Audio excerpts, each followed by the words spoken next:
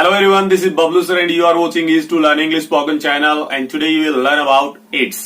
आज आप इट्स के बारे में सीखने वाले कि इट्स में डिफरेंस क्या है इन दोनों वाले इट्स में, इट्स वर्सेस इट्स। हाँ, हो सकता है एक इट्स को आप जानते हैं जिसमें अपोस्ट्रोफ कोमा लगा हुआ है, बट दूसरा इट्स क्या है, कब यूज होता है, कैसे होता है, you will learn it today. आज आप इसको सीखने वाले हैं। So without taking more time I am going to start. शुरू करने के लिए जरूर सबसे पहले बात करते हैं अपोस्ट्रोफ कोमा लग के जब इट्स बनता है तो इसका मतलब क्या होता है।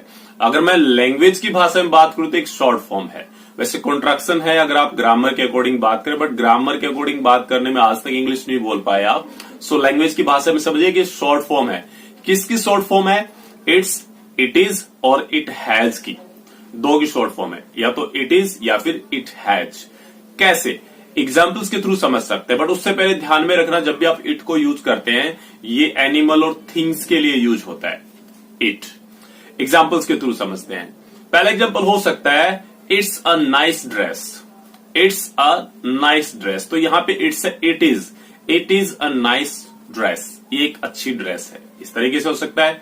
नेक्स्ट हो सकता है इट्स वेरी कोल्ड टुडे, आज बहुत ठंड है। सो इट इज, इट्स यहां पे है, इट इज। नेक्स्ट हो सकता है इट्स हॉली टुडे, आज होली है, सो इट इज। नेक्स्ट हो सकता है it's been raining since morning, आज सुबह से बारिश हो रही। तो यहां पे जो इट्स है वो इट हैज, ये है इट हैज। लास्ट की अगर मैं बात करूं तो हो सकता है it's your problem, it's your problem. So यहां पे इट इज योर प्रॉब्लम, इस तरीके से हो सकता है। या फिर मान लीजिए मैं बात करूं, नेक्स्ट हो सकता है जैसे आपने, अगर मैं सिंपल सा बताऊं तो हमने काउ का प्रस्ताव हर किसी ने किया है। This is a cow, it has 4 legs, it has long tail. So ऐसे भी हो सकता है ना, इट्स लॉन्ग टेल, तो यहां इट हैज हो जाएगा, इट हैज लॉन्ग टेल। इस तरीके से हो सकता है। या फिर अगर मैं और बात करूं तो हो सकता है इट्स निमोनिया, इट्स निमोनिया। हाँ, फिनोमेनिया नहीं होगा, it's pneumonia means it is pneumonia. Pneumonia एक डिजीज है, एक बीमारी है, you know very well. Pneumonia सामने आता। एक और बात मैं आपको बता देता हूं, A to Z हमने साइलेंस लेटर किए थे, उसमें कुछ जो रह गया था उसमें से एक ये भी है। क्या होता है, वीडियो लंबा हो जाता है अगर हम सब कुछ बताएं तो उसके बाद हो सकता है कि देखने वाले को, व्यूअर को थोड़ा सा बोरिंग वो लगता है, इसलिए वीडियो छोटे से छोटा बनाने की कोशिश की जाती है। सो एक रह गया था, पी साइलेंट कब होता है, तो वहां पे बताया गया था पी एच करके फै बन जाता है तो साइलेंट हो जाता है पी। आज मैं आपको दो कंडीशन और बता देता हूं जहां पे पी जो है वो साइलेंट हो जाता है।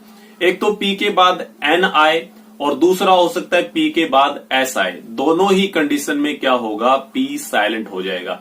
इसलिए मैं आपको बोलता हूं कि आप चैनल जो आपने सब्सक्राइब नहीं किया उसको कर लीजिए, नोटिफिकेशन का जो बेल आइकन है उसको दबा लीजिए।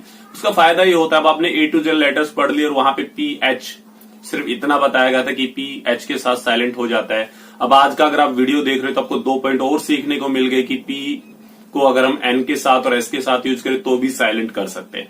इसलिए किसी न किसी नई वीडियो में कुछ नया सीखने को मिलता है और वो वीडियो बहुत बार पीछे वाली वीडियो से रिलेट कर जाती है। जैसे भी मैंने बोला इट इज निमोनिया, सो आपको पता लगा निमोनिया मैंने बोला तो मेरे माइंड में आया कि हाँ पी तो यहां भी साइलेंट होता है। तो बहुत सी ऐसी चीजें होती है तब बना रहे होते हैं तब माइंड में नहीं आती, बट नेक्स्ट जब वीडियो बनाते हैं वो उस चीज से रिलेट कर जाती है, जैसे आज वाली वीडियो रिलेट कर रही है, आज वाला टॉपिक। सो निमोनिया हमने बोला तो पी के बाद एन था तो निमोनिया ही हो गया। मैंने बोला पी के बाद एस भी होता है तो भी पी साइलेंट होता है। पहले पी के बाद अगर एन आएगा तो निमोनिया, मैंने बोला निमोनिया हो सकता है। न्यूमेटिक, इसमें भी जो है पी के बाद एन आया, इसलिए ये एयर से रिलेट होता है, ठीक है। सो सांसों से रिलेट होता है ये वाला वर्ड न्यूमेटिक। नेक्स्ट हो सकता है यहाँ पे वर्ड न्यूमोथोरेक्स, ये भी एक वर्ड है जिसका मीनिंग होता है वात वक्स। सो इस तरीके से हो सकता है। और अगर मैं दूसरी साइड की बात करूं तो उसमें पी के बाद आता है एस, तो इस कंडीशन में भी पी साइलेंट हो जाता है। जैसे अगर मैं बात करूं साइकोलॉजी, ये मानव शास्त्र एक सब्जेक्ट भी पढ़ाया जाता है, वो वाला हो गया वर्ड। नेक्स्ट की बात करूं तो हो सकता है सेफोलॉजी, ये भी एक वर्ड है जिसका रिलेशन चुनाव विश्लेषण से है, तो इस तरीके से भी हो सकता है। और अगर मैं नेक्स्ट वर्ड की बात करूं, नेक्स्ट वर्ड है हमारा सुडो। सुडो जो वर्ड है वो भी इसमें आपने देखा पी के बाद ऐसा आ रहा है, इसलिए पी यहाँ पे भी साइलेंट हो गया। ये एक तरह का झूठ होता है जिसको मिथ्या बोला जाता है। ये सब आपको बैकग्राउंड से आवाज जरूर आ रही होगी, बिकॉज इट इज रेनिंग। मैं ऐसे बोल सकता हूं it's raining, so it's raining, इस तरीके से हो सकता है। सो एक्चुअल में बारिश आ रही है, मैं दिखा नहीं सकता आपको। सो ये है हमारा इट्स, जिसमें अपोस्ट्रोफ कोमा लग के एस लगेगा, वो वाला इट्स। एक पॉइंट और जुड़ गया हमारा कि पी के बाद एन और अगर एस आता है तो पी उसमें साइलेंट हो जाता है। और अगर हम दूसरी तरफ बात करें वो है इट्स, इसमें अपोस्ट्रोफ कोमा नहीं होता, ये है इट्स। ये एक पॉजिटिव फॉर्म है इट की। अगर नहीं समझ में आ रहा कोई प्रॉब्लम नहीं है। इस अपोस्ट्रोफ कोमे के बगैर जो इट्स है इसका मीनिंग होता है इसका, इसकी, उसका, उसकी। तो इस कंडीशन में यूज होता है। अगर मैं एग्जांपल्स के थ्रू आपको समझाऊंगा तो बहुत अच्छे से आपको ये समझ में भी आएगा। सो ध्यान में वही रखना है कि इट एनिमल्स और थिंग्स के लिए यूज होता है। सो पहला एग्जांपल हो सकता है यहाँ पे द कैट ईट्स फूड, जो बिल्ली है वो अपना खाना खाती है।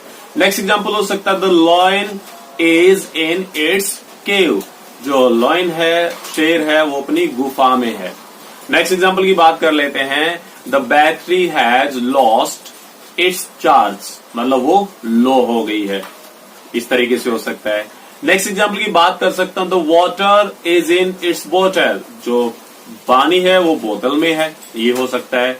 या फिर लास्ट एग्जांपल की बात कर लेता हूं the bird is in its nest, वो अपने पक्षी जो है अपने घोंसले में है।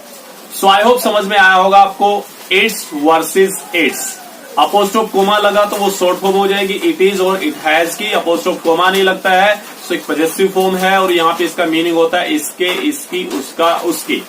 पीछे साउंड आई होप आपको अब भी आ रही होगी, कॉज हेल स्ट्रॉन्ग, ओले आने लग गए हैं। ओके सर, एंजॉय कीजिए स्पोकन में और देखते रहिए वीडियो। और अगर आप सच में पहली बार मेरे चैनल पे आए तो चैनल को कर लीजिए सब्सक्राइब, वीडियो अच्छा लगा तो वीडियो कर लीजिए लाइक।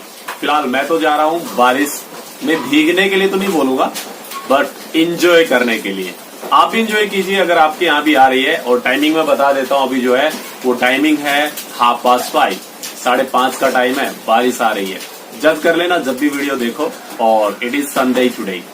सो मिलते हैं नेक्स्ट वीडियो में। Till then have a nice time.